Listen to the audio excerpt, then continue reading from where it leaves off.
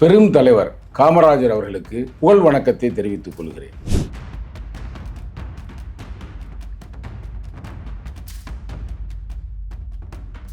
நான் கருணாநிதி ஆட்சியை உருவாக்கப் போகிறேன், ஜெயலலிதா ஆட்சியை உருவாக்கப் போகிறேன், ஸ்டாலின் ஆட்சியை உருவாக்கப் போகிறேன்னு யாருமே வர்றதில்லை. எல்லாருமே சொல்லக்கூடிய ஒரே சொல்லாடல் பெருந்தலைவர் காமராஜருடைய அந்த அரசியலத்தை நாங்கள் உருவாக்கப் போகிறோம். அப்போ அவர் யார் அப்படின்றத இளைஞர்களுக்கு நான் புரிகிற வகையில் சில கருத்துக்களை சொல்றேன். நீங்களே அதை ஆச்சரியப்படுவீங்க. அதெல்லாம் வெளியில தெரியாத செய்திகள். ஜவஹர்லால் நேரு தானே முதல் பிரதமர். அவருக்கு பிறகு இந்தியாவுக்கே தேசிய தலைவர்னா காமராஜர் ஐயா அவர்கள். நீங்க நினைச்சிடக்கூடாது, அவருக்கு பல மொழி தெரியும், ஆங்கிலம் தெரியும், ஹிந்தி தெரியும், எல்லாமே தெரியும். ஆனா அவர் படிக்காத மேதை. அந்த காலகட்டத்தில் மகாத்மா காந்தியுடைய அந்த தொண்டனாக மாறி விடுகிறார் தனது இளம் பருவத்திலேயே. அப்படிப்பட்ட அந்த மாபெரும் தலைவர் சொல்றேன், அதிர்ச்சியாக இருக்கு, உங்களுக்கு ஆச்சரியமா இருக்கு.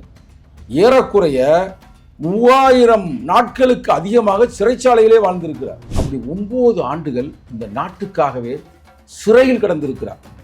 அவ்வளவு பெரிய ஒரு மாபெரும் தலைவர் தான் நம்ம ஐயா பெருந்தலைவர். ஏன் அவர் பெருந்தலைவர்னா தலைவருக்கெல்லாம் தலைவர். அவர் தான் அந்த காலகட்டத்தில் இந்தியாவில் இருக்க 2 பிரதமரை உருவாக்கிய கிங் மேக்கர். படிக்காதவர், கிராமத்தில் பிறந்தவர், ஏழை. ஆனா இவர் என்ன ஆறாரு? முதல்வர் ஆறாரு. அதுதான் இவர் எடுத்துக்காட்டு. இவர் வாழ்ந்த அந்த காலகட்டம் தான் தமிழ்நாட்டின் அரசியலுடைய பொற்காலம். ஏன்னா தொழில் புரட்சி அப்பதான் உருவாச்சு, கல்வி புரட்சி அப்பதான் உருவாச்சு. இன்னும் சிறப்பு நீங்க பார்த்தீங்கன்னா இவருடைய வாழ்க்கை வரலாறுல ஒரு 3 நிகழ்வு சொல்ற, நீங்களாம் ஆச்சரியப்பட்டிருக்கீங்க. இப்படிலாம் வாழவே முடியாது யாருமே. நாங்க சிறப்பாக கொண்டாடுவோம் எங்க கட்சியில. என் கட்சி மட்டுமல்ல, இன்னைக்கு தமிழக முதல்வரே போய் சிறப்பு செஞ்சிருக்கிறார்ல. இவரை எப்படி தோக்க வைக்கிறாங்க? இவ்வளவு பெரிய அரும்பெரும் தலைவரை பாருங்க. அநியாயம். உலகத்துல கலிகாலம்ன்றது உண்மை. அவ்வளவு பெரிய தலைவரை இவர் எப்படியே தோக்க வைக்கணும்டான்னு யாரு? இந்த திமுக, திருட்டு திமுக சொல்லுவோம் அடிக்கடி. இவர் ஆர்எஸ்எஸ் கும்பலை எதிர்க்கிறதையும் தெளிவா இருந்திருக்கிறார். இது நிறைய பேர் தெரியாது. ஆர்எஸ்எஸ் கும்பல் என்ன பண்ணிருக்கிறாங்கன்னா இவரை உயிரோடு எரிப்பதற்கு அவ்வளவுக்கு அவர் நண்பர் தானே. இவரோட முத்துராமலிங்க தேவர் இவர் நல்ல நண்பர் தானே. ஆனா அவர் தான் குற்றவாளின்னு வரவுமே அவரையே கொண்டு போய் சிறைச்சாலையில் போட்டார். அது ஏன் அவர் கர்ம வீரர் காமராஜன் சொல்றாங்கன்னா அவர் செயல்ல தான் அதிகமா இருப்பார். அப்படியா சொல்லுங்க, பார்த்துக்கிறோம். முடியாதுன்றதே அவர் சொல்ல மாட்டார் எப்பயுமே. அப்படியே சொன்னாங்க ரத்த ஆறு ஓடும் சொன்னாங்களா? எங்க ஆறுல ஓடும்ன்றாங்க? வைகை ஆற்று இல்லையா? சரி, நேரம் வண்டியை வைகை ஆற்றுக்கு ஓட்டுங்க. நாட்டுக்காக இவ்வளவு செஞ்சிருக்காரு. ஓகே, அவர் ஏன் அவருக்காக எதுவுமே செஞ்சுக்கல? அதாவது குறிப்பா அவர் ஏன் திருமணமே பண்ணிக்கல? அது ரொம்ப ரொம்ப ஒரு ரகசியம். அதை நான் உங்களுக்கு சொல்றேன், என்னன்னு கேட்டுக்கிறீங்க.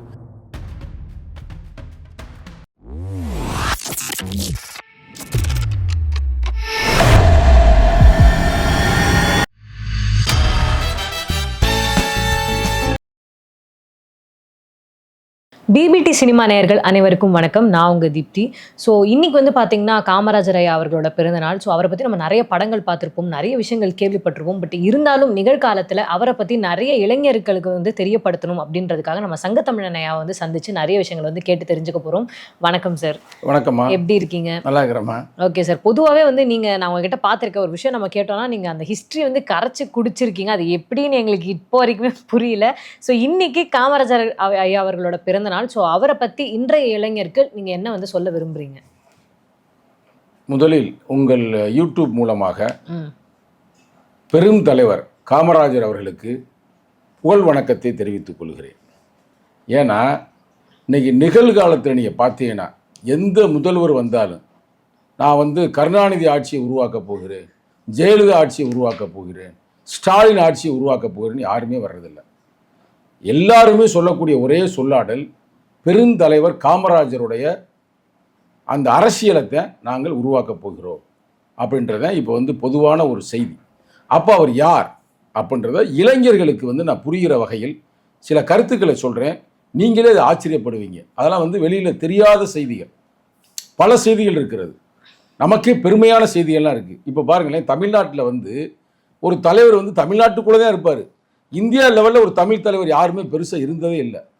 ஆனால் நம்ம ஐயா காமராஜர் அவர்கள் அந்த காலத்திலேயே எப்போ ஜவஹர்லால் நேரு தானே முதல் பிரதமர், அவருக்கு பிறகு இந்தியாவுக்கே தேசிய தலைவர்னா காமராஜர் ஐயா அவர்கள்.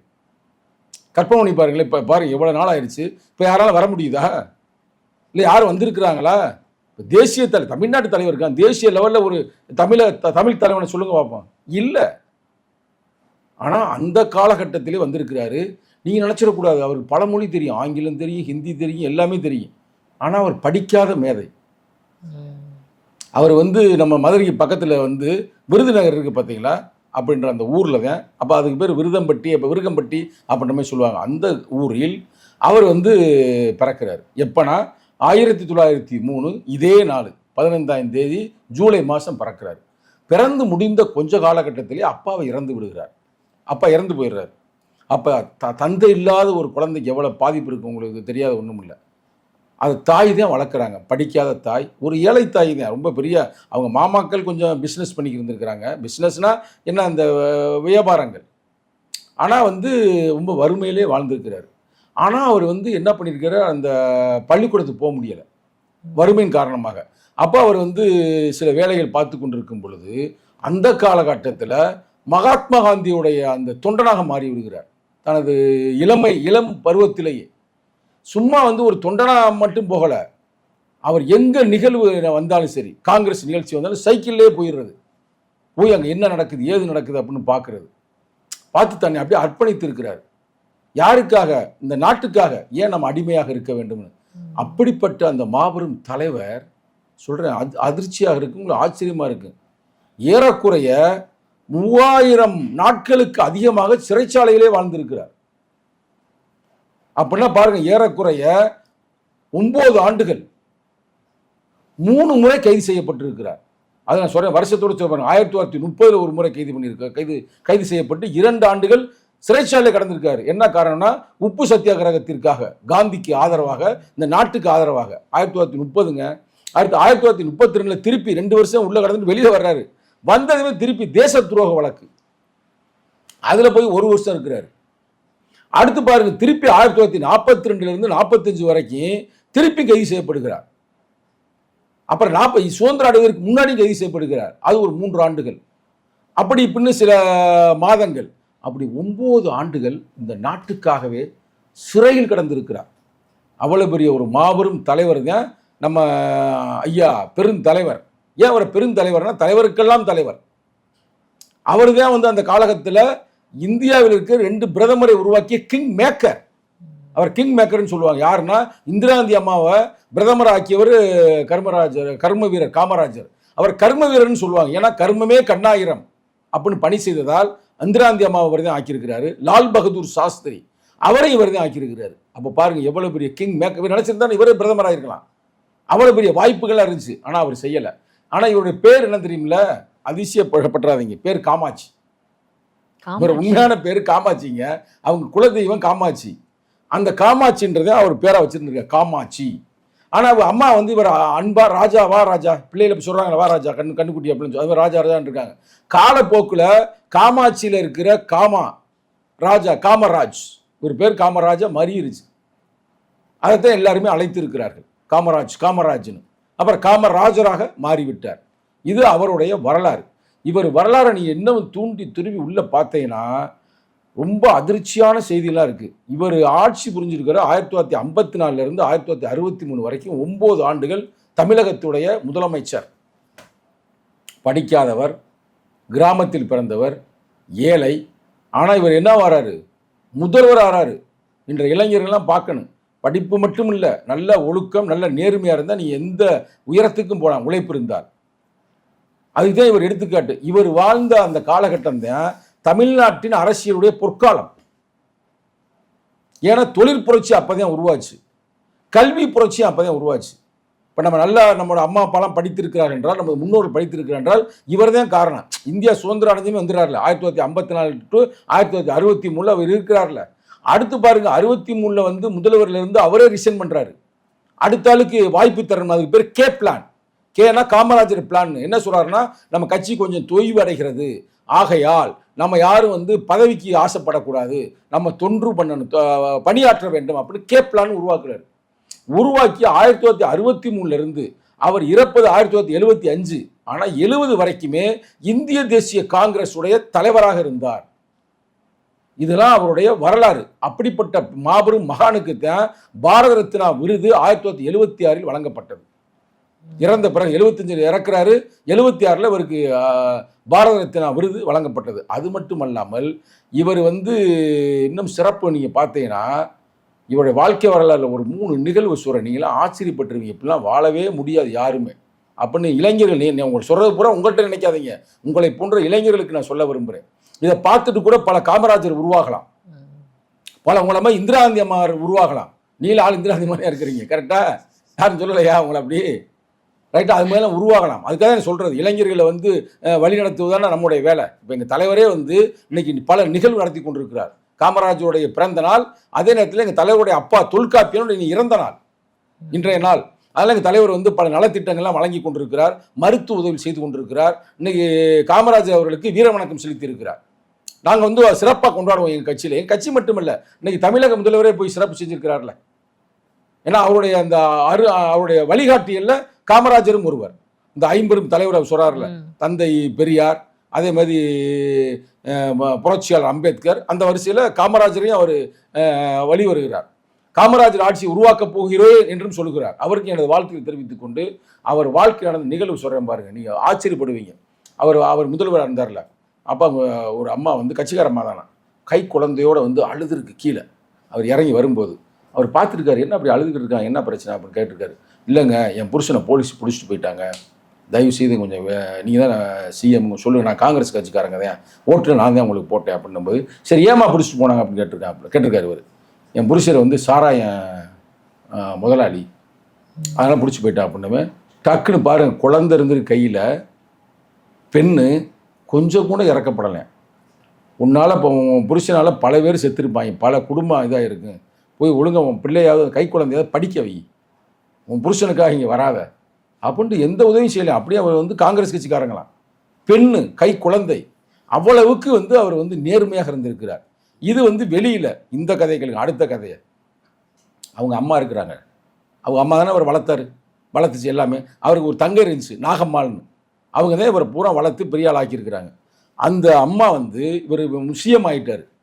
இது யாருக்குமே அவ்வளோ தெரியாது, படத்தில் கூட அவ்வளோ தெளிவாக இருக்காது. சிஎம் ஆகிட்டார். ஆனதுமே அந்த அம்மா லெட்ரு போடுது, அன்பு மகனே நீ சிஎம் ஆகிட்ட, நான் ரொம்ப கஷ்டப்பட்டு இருக்கிறேன், நான் உன்னோட தங்கலாம்னு ஆசைப்பட்றேன் அப்படின்னதுமே. அதெல்லாம் முடியாது, நீ என்னோட வரக்கூடாது. அப்போ நீ வந்தேன்னா உனக்கு நான் உதவி செய்ய வேண்டியிருக்கு, சாப்பாடு போட வேண்டியிருக்கு, நிறைய அது பண்ண வேண்டியிருக்கு, இது பண்ண வேண்டியிருக்கு. நீ எங்கள் அம்மா என்னுடைய பையன்தான் சிஎம்னு நீ ஏதாவது பண்ணிக்கிட்டு இருப்ப, அதனால் உன்னை நான் கூப்பிட்டுக்கிற மாட்டேன், நீ அங்கே இரு அப்படின்னு எழுதியிருக்கு. அடுத்த லெட்ரு வந்திருக்கு அங்கேருந்து, தம்பி சரிப்பா எனக்கு நீ வரல ஒன்றும் பிரச்சனை இல்லை, மாதம் 100 ரூபா அனுப்புகிறேன், அதில் ஒரு 50 ரூபா எக்ஸ்ட்ரா பண்ணி 150 ரூபா அனுப்பு. எனக்கு நிறையா பேர் என்னை சிஎம் அம்மாவா அப்படின்னு நிறையா வர்றாங்க, அவங்க சாப்பாடெலாம் சமைச்சு போட வேண்டியிருக்கு அப்படின்னு எழுதிட்டு, எனக்கு ஒரு போர்வையும் ஒரு இது ஃபேன்லாம் அப்போ வந்த புதுசு, ஃபேன்லாம் பெரிய குடும்பத்தில் ஃபேன் இருக்குன்னா பெரிய விஷயம், ஃபேனை அனுப்பு அப்படின்னு இவர் சொல்லியிருக்காரு. ஃபேன்லாம் பெரிய காஸ்ட்லியான ஐட்டமில் என்ன ஃபேனாக கேட்குற அப்படின்ட்டு அவங்க அம்மாவுக்கு லெட்டர் எழுதியிருக்கிறாருங்க. இதெல்லாம் பெரிய அதிசயம் பாருங்கள். நீ ஒரே நேரத்தில் ஃபேனும் கேட்குற, ஒரே நேரத்தில் போர்வையும் கேட்குற. போர்வை எப்போ தேவை? குளிர்காலம் வந்தால் தான் போர்வை தேவை, வெயில் காலம் வந்தால் தான் ஃபேனு தேவை. இப்போ நடக்கிறது குளிர்காலம், அதனால் இப்போதைக்கு போர்வை மட்டும் இதோட அனுப்பி வைக்கிறேன், நீ சொன்ன 150 ரூபாய் அனுப்புகிறேன், அடுத்து வரட்டும் வெயில் காலம் அப்போ ஃபேனு தரேன்னு இருக்கிறார். யாராச்சும் உலகத்தை இப்படி ஒரு தலைவரை பார்த்துருக்கீங்களா? அடுத்ததை கேளுங்க. இதெல்லாம் பார்க்கறதுக்கு வர்றாரு, இதெல்லாம் சேர்ந்துருச்சா என்னென்னு அந்த காலத்தில் பொறுமை, அதெல்லாம் அம்மா பார்ப்பார். வருஷத்தில் 6 முறை பார்த்துருக்காரு மேக்சிமம், அவ்வளோதான். வருஷ கணக்கு தான் அவருக்கு, மாத கணக்கெலாம் இல்லை. அப்போ பார்க்கும்போது வீட்டில் தண்ணி குழா இருந்திருக்கு, இது எல்லாருக்கும் தெரிஞ்ச கதை தான். தண்ணி குழா இருந்திருக்கு. உடனே மகனே நீ ஒரு நல்லது செஞ்சடா, நல்ல குழாவெல்லாம் போட்டு விட சொல்லியிருக்கிறா அப்படின்னு. நான் உனக்கு எப்போ போட சொன்னேன், யார் இந்த குழா உனக்கு போட்டு விட்டதுன்னு கேட்டிருக்காரு. உங்கள் அதிகாரிகளே போட்டாங்க அப்படின்னுமே அதிகாரிகளை கூப்பிட்டுருக்காரு. யார் இது போட்டோம்? அந்த அதிகாரி ஒரே குஷி, சரி நம்ம இங்கே குழாயெல்லாம் போட்டு கொடுத்துட்டோம், ஆனால் நம்மளை ரொம்ப பாராட்டுவார், சூப்பர் அப்படின்னு சொல்லி ரொம்ப ஹேப்பியாக வந்திருக்காரு. வந்தமே லெஃப்ட் அண்ட் ரைட் வாங்கியிருக்கிறாரு. சரி இங்கே குழா போட்டுட்டே இல்லை, இதே மாதிரி குழாவை எல்லா வீட்டுக்கும் போடும், இந்த இதில் மாவட்டம் பூரா எல்லா வீட்டுக்கும் போடணும். ஐயா அது எப்படிங்க சாத்தியம்? அம்மா உங்கள் அம்மா எங்களுக்கு அம்மா, சிஎம்முக்கு அம்மா, அதனால் போட்டான் அப்படின்னுமே. இது போட்ட தப்பு இல்லை தம்பி, உன்னை பாராட்டுறேன் தம்பி, இதே எல்லாரும் போட்டு விடு. இல்லைங்க அவ்வளோக்கு நம்மகிட்ட பட்ஜெட் இல்லைங்க, அது முடியாதுங்க அப்படின்னமே. முடியாதுல்ல, அப்புறம் என்ன செய்கிற அப்படின்னு அந்த குழாவை அப்பயே பிடுங்க சொல்லி பொதுவில் போய் போடு வெளியில். அப்போ எல்லாரும் தண்ணி பிடிச்சிக்கிடுவாங்க. எப்படி தலைவர்னு பாருங்க. இது மாதிரி செஞ்சவர் தான் நம்ம காமராஜர் அவர்கள். அடுத்து அவருக்கு இன்னொரு விஷயம் கேட்டிங்கன்னா இன்னமும் அதிர்ச்சியாக இருக்கு. பல கதைகள் அதில் வந்து இது வந்து ரொம்ப முக்கியமானது. என்னன்னா ஒரு கடைசி காலத்தில் நிறைய பேர் சொல்லியிருப்பாங்க, நான் உங்களுக்கு விளக்கம் கடைசியில் இறந்து போயிடுறாரு. இவர் எப்படி தோக்க வைக்கிறாங்க. இவ்வளோ பெரிய அரும்பெரும் தலைவரை பாருங்க, அநியாயம். உலகத்தில் வந்து கலிகாலம்ன்றது உண்மை. அவ்வளோ பெரிய தலைவரை இவர் எப்படியே தோக்க வைக்கணும்டான்னு யார், இந்த திமுக திருட்டு திமுகன்னு சொல்லுவாங்க அடிக்கடி. திமுகவில் இருக்கிற அந்த யார், நம்ம கலைஞர் ஐயா அவர்கள். ஐயான்னு சொல்லி செத்து போயிட்டார்ல, மரியாதை கொடுக்கணும்ல. என்ன பண்ணியிருக்கிறாங்க, ஒரு இளைஞனை, படித்த இளைஞனை அவரை கொண்டா நிப்பாட்டிருக்கிறாங்க இவருக்கு எதிர்ப்பா. அந்த காலத்தில் எம்ஏன்றது படிப்பு, ஒரு பெரிய படிப்பு. எம்ஏ படிச்சுக்கான்னு சொல்லுவாங்க. அது மாதிரி ஒரு இளைஞர், பேர் எனக்கு மறந்து போச்சு, ஒரு இளைஞரை கொண்டாந்து நிறுத்துறாங்க. எல்லா இடத்துலையும் பிரச்சாரம் பண்ணுறாங்கன்னா அவர் படிக்காதவர். இங்கே பாருங்க, உங்களுக்கு வந்திருக்க வேட்பாளர் படித்தவர், இளைஞர், எம்ஏ படித்திருக்கிறார் அப்படின்னு பிரச்சாரம் பண்ணி இருந்திருக்கிறாங்க. அந்த நேரத்தில் வந்து இவர்கிட்ட வந்து கேட்டிருக்கிறாங்க என்னங்க அப்படின்னு. அப்போ அவர் சொல்லிருக்காரு, ஒன்றும் பிரச்சனை இல்லை, நிப்பாட்டுங்க, நோ ப்ராப்ளம். அப்போ பெரியார் இருந்திருக்கிறாரு. பெரியார்கிட்ட போய் கேட்டிருக்கிறாங்க, என்னங்க பெரியார் அவர்களே இப்படி வந்து சொல்கிறாங்களே அப்படின்னு கேட்கும்போது பெரியார் என்னமா சொல்லியிருக்காரு, அந்த தம்பி படிச்சிருக்கிறானா அதுக்கு காரணமே யார், பெருந்தலைவர் காமராஜர் போட்ட வழிகள் தான், அவர் போட்ட கல்லூரி தான், அவர் போட்ட பள்ளிக்கூடம் தான். ஆனால் அதை ஒன்றும் தவறில்லை அவன் சொல்லிட்டு போகிறாங்க. ஆனால் அதுக்கு மூல காரணமே யார், இவர் தான் அப்படின்னு யார் சொன்னால் தந்தை பெரியார் சொல்லியிருக்கிறாரு. அவ்வளவுக்கு பெரும்பூலமாக இருந்திருக்கிறாரு. ஆனால் அதே நேரத்தில் இவர் வந்து ஆர்எஸ்எஸ் கும்பலை எதிர்க்கிறதையும் தெளிவாக இருந்திருக்கிறாரு. இது நிறைய பேர் தெரியாது. ஆர்எஸ்எஸ் கும்பல் என்ன பண்ணியிருக்கிறாங்கன்னா இவரை உயிரோடு எரிப்பதற்கு வீட்டில் தீய வச்சுட்டாங்க. டெல்லியில் அவர் இருந்தார்ல வீடு. அப்போ இவர் கொஞ்சம் ஆள் நல்லா அப்பயே சிலம்புலாம் கத்தவர், விவரமாக இருப்பார். டக்குன்னு தீ வைக்காம அப்படியே வெளியில் இருந்து பின்னாடி குதிச்சு தப்பிச்சிட்டார். ஆர்எஸ்எஸ் இவரை கொல்ல வர்றாங்கன்னா அப்போ என்ன காரணம் யோசித்து பாருங்க. அப்போ அவ்வளவுக்கு அவர் வந்து இந்து வெறியர்களை எதிர்த்திருக்கிறார். அவர் இருந்த காலத்தில், காங்கிரஸ் காலத்திலேயே ஆர்எஸ்எஸ் வலிமையாக இருந்துச்சு. அப்போல்லாம் கோல்வார்க்கர், ஹெட்கவர்லாம் இருந்தாங்க. அவங்களாம் வந்து இவர் வளரக்கூடாது, இவர் வளர்ந்தாருன்னா நாளைக்கு நம்ம இந்தியாவில் நம்ம கட்சியை வளர முடியாது. இன்றைக்கி வளர்ந்துட்டாங்க, அது வேறு பிரச்சனை. ஆனால் காங்கிரஸ் ரொம்ப அவர் கொண்டு வர்றாரு. ரெண்டாவது வந்து ஒரு சவுத் இந்தியாக்காரு இவராக இங்கே வந்து தலைவர். நீ பாருங்கள், இந்திரா காந்தி அம்மா இவர் போட்டா இருக்குங்க. இப்போ நம்ம ஆளுங்கெல்லாம் போய் காலில் விழுந்துடுறாங்க. போய் யார் போனாலும் சரி, மோடி அமித்ஷா காலில். ஆனால் இவர் காலு மேலே கால் போட்டு உட்காந்துருப்பாரு. லெஃப்ட் சைடில் போட்டா நீங்கள் பாருங்க வச்சிருக்கிறேன். லெஃப்ட் சைடில் இந்திரா காந்தி அம்மா, ரைட் சைடில் அவங்க அப்பா ஜவஹர்லால் நேரு. இவர் தான் அப்படியே லீடராக இருந்திருக்கிறாரு. அவ்வளவுக்கு சிறப்பாக இருந்திருக்கிறாரு. அவரை பற்றி இன்னும் பல விஷயங்கள் இருக்குது. அதில் ஒரு முக்கியமான விஷயம் என்னன்னா, நம்ம முத்துராமலிங்க தேவர் இருந்திருக்கிறார்ல, அவரோட நல்ல நட்பாக இருந்திருக்கிறார். இவர் ஒரு காலத்தில் வந்து அதெல்லாம் முதல்வர்லாம் ஆறதுக்கு முன்னாடி கடத்திட்டு போயிடுறாங்க. அப்போ அவரே நேராக போய், முத்துராமலிங்க தேவரே நேராக போய் சவால் விட்டு, அவரை எங்கே இருக்கார உடனே கொண்டு வாங்க அப்படின்ற மாதிரி சண்டை போட்டுலாம் விடுவித்திருக்காருன்னு வச்சுங்களேன். அவ்வளவுக்கு இருவருக்கு நட்பு இருந்திருக்குது. ஆனால் இவர் காங்கிரஸ் தலைவர், அவர் ஃபார்வர்ட் பிளாக் தலைவர். ஆனால் காலப்போக்கில் கடைசி நேரத்தில் என்ன ஆகி போச்சுன்னா, அந்த காலத்தில் வந்து இமானுவேல் சேரன், நிறைய பேருக்கு உங்களை மாதிரி இளைஞர்கள் தெரியாது சொல்ல வர, இமானுவேல் சேரனை அவங்க வந்து கொலை பண்ணிடுறாங்க. கொலை பண்ணதுமே பெரிய கலவரம் வெடிக்குது. கலவரம் வெடிக்கும்போது அந்த கலவரத்தை கண்ட்ரோல் பண்ணுறதுக்கு முடியலை. அப்போ இவர் என்ன செய்கிறாரு, அந்த கண்ட்ரோல் பண்ணுவதற்காக நடவடிக்கையெல்லாம் கடுமையாக எடுக்கிறார். அந்த காலகட்டத்தில் அவங்க கட்சியில் இருக்கிற கக்கன், கேள்விப்பட்டிருக்கீங்களா, எங்கே இருக்காரு, கக்கனை தான் போலீஸ் மினிஸ்டராக போடுறாரு, கண்ட்ரோல் பண்ண அப்படின்னு. அந்த காலத்தில் தான் முதுகுலத்தர் கலவரம்னு அது குற்றவாளிகளை சுட்டே விட்டாங்க. கலவரம் அப்படியே கண்ட்ரோல் ஆயிடுச்சு. அப்படியே கண்ட்ரோல் ஆயிடுச்சுங்க. அவ்வளவுக்கு அவர் நண்பர் தானே இவரோட, முத்துராமலிங்க தேவர் இவர் நல்ல நண்பர் தானே. ஆனால் அவர் தான் குற்றவாளின்னு வரவுமே அவரையே கொண்டு போய் சிறைச்சாலையில் போட்டார். அப்போ சிறைச்சாலை போடும்போது சவால் விடுறாங்க. இதெல்லாம் நிறைய பேர் தெரியாது, அதே உங்களுக்கு பதிவு பண்ணி சவால் விடுறாங்க. மதுரையில் இருக்கிற வைகை ஆற்றில் ரத்த ஆடு ஓடும் அவரை கைது பண்ணா அப்படின்னு சொல்கிறாங்க. இவர் பேசவே மாட்டார் என்றைக்குமே. வந்து அது ஏன் அவர் கர்ம வீரர் காமராஜர்னு சொல்கிறாங்கன்னா, அவர் செயலில் தான் அதிகமாக இருப்பார். அப்படியா சொல்லுங்கள் பார்த்துக்குறோம், முடியாதுன்றதே அவர் சொல்ல மாட்டார் எப்பயுமே. அப்படியே சொன்னாங்க, ரத்த ஆறு ஓடும் சொன்னாங்களா, எங்கே ஆறில் ஓடுன்றாங்க, வைகை ஆற்று இல்லையா, சரி நேரம் வண்டியை வைகை ஆற்றுக்கு ஓட்டுங்க. சென்னையில் இருந்துங்க நேரம் அம்பாசிடரில் அங்கே போகிறாரு. அங்கே ஒரு சேரை போடுங்கன்னு சேரில் போட்டு உட்காராரு. உட்காந்துட்டு என்ன கைது பண்ணலையா, போய் கைது பண்ணுங்க அப்படின்றாரு. யாரோ சொன்னாங்களே என்னமோ ரத்த அறுவடன்னு அப்படின்னு அங்கேயே உட்காந்துருக்கிறாருங்க. கற்பனை பண்ணி பாருங்க எவ்வளோ பெரிய ஆளுன்னு. அவ்வளவு தைரியம் இருந்ததுனால தான் ஆர்எஸ்எஸ் வந்து தீ வைக்கும் பொழுது அவங்க எதிர்த்து வெளியில் வர்றாரு. வேற ஆளாக இருந்தால் அதுக்கு தீக்குள்ளே செத்து போயிருப்பாருங்க. அந்த தைரியம் இல்லாமல் இருந்திருந்தா, அந்த நுட்பம் இல்லாமல் இருந்திருந்தா. அவ்வளவுக்கு ஒரு அரும்பெரும் தலைவர் தான் நம்ம ஐயா கிங் மேக்கர் கர்ம வீரர் காமராஜர் அவர்கள். அவரை வந்து இன்றைய இளைஞர்கள் வந்து நீங்கள் கட்டாயம் தெரிஞ்சு கொள்ளணும். ஏன்னா இப்போ நம்ம சுதந்திரம் பெற்றனால தான் அந்த வலி அவங்களுக்கு இருந்திருக்குது. அதனால தான் இவ்வளோ கஷ்டப்பட்ட 10 ஆண்டுகள் ஒரு சிறைச்சாலை இருக்கும் பொழுது அவங்க எவ்வளோ கஷ்டப்பட்டுருப்பாங்க. ஓகே சார், உண்மையாகவே வந்து அவரை பற்றி இவ்வளோ விஷயங்கள் இருக்குதுன்னு நீங்கள் சொல்லும் போது தான் எங்களுக்கே வந்து தெரியுது. ஆனால் எனக்கு அதில் இன்னொரு ஒரு சின்ன சந்தேகம். அவர் இத்தனை வருஷம் வந்து நாட்டுக்காக இவ்வளோ செஞ்சுருக்காரு. ஓகே, அவர் ஏன் அவருக்காக எதுவுமே செஞ்சுக்கல? அதாவது குறிப்பாக வந்து அவர் ஏன் திருமணமே பண்ணிக்கல அப்படிங்கிற ஒரு விஷயமும் எனக்கு வந்து தோணுது. ஸோ அதுக்கு உங்ககிட்ட ஏதாவது பதில் இருக்கு? உறுதியாம இந்த கேள்வி வந்து எல்லாருமே கேட்பாங்க. ஏன் காமராஜர் வந்து திருமணம் செய்து கொள்ளவில்லை? அது ரொம்ப ரொம்ப ஒரு ரகசியம். அதை நான் உங்களுக்கு சொல்கிறேன், என்னன்னு கேட்டுக்கிறீங்க. இவர் இந்த 10 ஆண்டுகள் சிறைச்சாலையில் கடந்தார் பார்த்தீங்களா, அதில் வந்து அவர் வாழ்க்கையில் வந்து ஒரு போராளிக்கான அந்த நுட்பம் வந்துருச்சு. சிறைச்சாலையில் தனிமையில் கிடக்கிறது சாதாரண விஷயமா நிறைய புத்தகங்களும் படிக்கிறார். அதெல்லாம் படிப்பார், புத்தகங்கள்லாம் படிப்பார். அதே பல மொழி அவர் கொண்டிருக்கிறார்.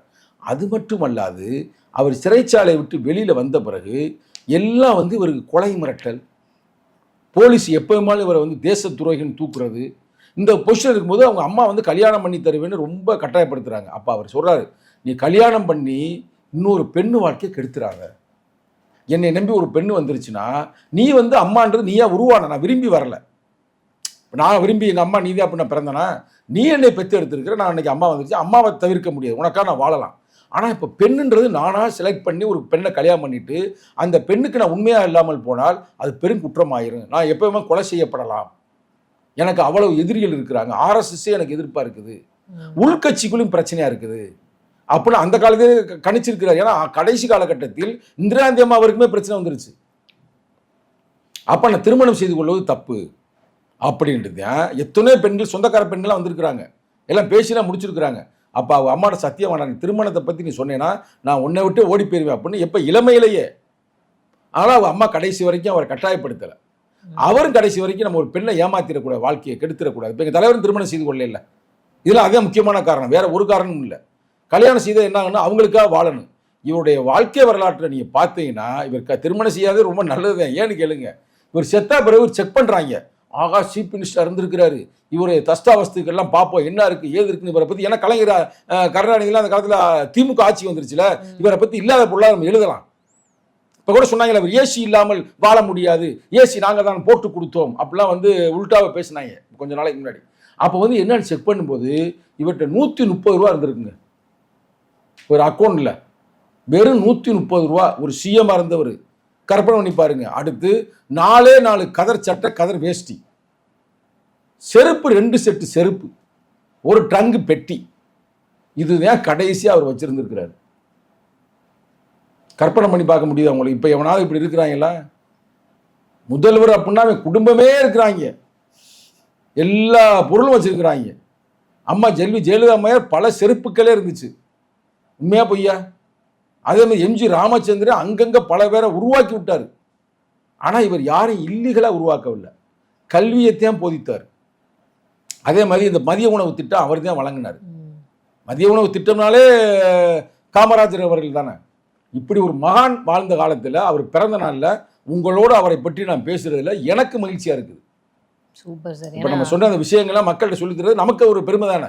ஆமாம், கண்டிப்பாக. ஏன்னா நிறைய வரலாற்று நீங்கள் தான் சொல்கிறீங்க, எங்களுக்குமே நிறைய விஷயங்கள் இப்போ நீங்கள் சொல்லும் போது தான் புதுசாக இருக்குது. உண்மையாக அவரை பற்றி நிறைய விஷயங்கள் இன்றைக்கி இளைஞர்கள் பார்க்குறவங்க எல்லாருக்கும் தெரிஞ்சுக்கிறது வந்து ரொம்ப ரொம்ப ரொம்ப நல்லது. அதை நீங்கள் சொன்னதுக்கு ரொம்ப நன்றி சார். நன்றி நன்றி நன்றி, வணக்கம்.